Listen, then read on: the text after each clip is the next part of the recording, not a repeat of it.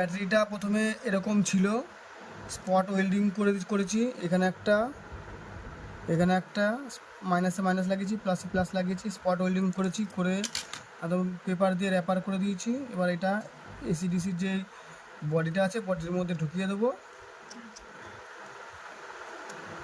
ঢুকিয়ে দিলাম। ব্যাটারিটা ঢোকানো হয়ে গেছে। এবার আমরা এই যে আলফা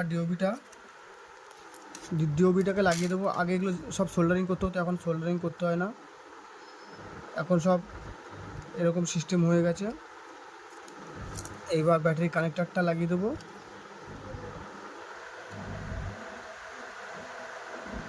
ব্যাটারি কানেক্টার লাগানো হয়ে গেছে। এবার চেকিং করার জন্য এই দুটো পয়েন্ট আছে, এটাকে হাত দিয়ে ধরে দেখবো যে লাইটটা জ্বলছে না। লাইটটা জ্বলছে, তো আমাদের এসিডিসি কমপ্লিট হয়ে গেছে, চার্জার বাল্ব।